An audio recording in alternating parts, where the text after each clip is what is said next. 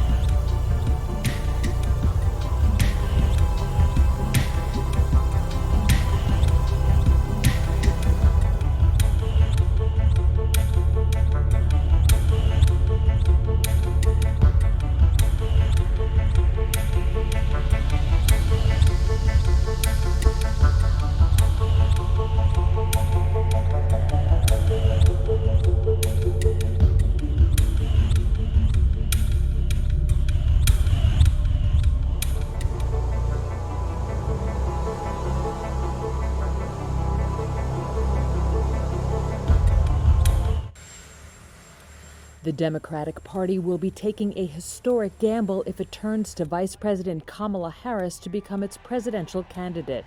Do we believe in freedom? Do we believe in opportunity? Do we believe in the promise of America? It would be betting that a black woman can overcome racism, sexism, and her own missteps as a politician to defeat Republican Donald Trump.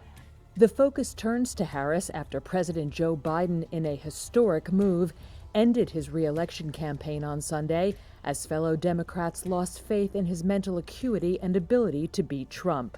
Minutes later, he endorsed Harris. All this leaves the presidential race in uncharted territory.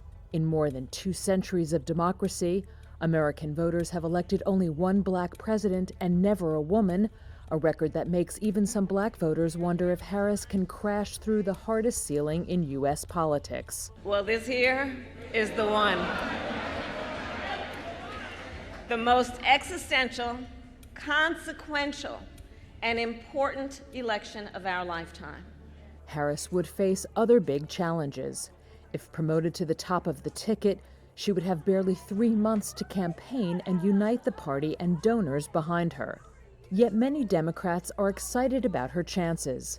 At 59, Harris is 2 decades younger than Trump and a leader in the party on abortion rights, an issue which resonates with younger voters and Democrats' progressive base. Proponents argue she would energize those voters, consolidate black support, and bring sharp debating skills to prosecute the political case against the former president. In a hypothetical head-to-head matchup, Harris and Trump were tied with 44% support each in a July 15th and 16th Reuters Ipsos poll conducted immediately after the assassination attempt against Trump. Trump led Biden 43% to 41% in that same poll, though the 2 percentage point difference was within the poll's 3 percentage point margin of error. And Harris's approval ratings, while low, are a tick higher than Biden's. But despite earning praise in the last few weeks for her strong defense of Biden, some Democrats remain concerned about Harris's shaky first 2 years in office, short-lived campaign for the 2020 Democratic nomination, and, perhaps most of all, the weight of a long history of racial and gender discrimination in the United States. The Constitution of the United States.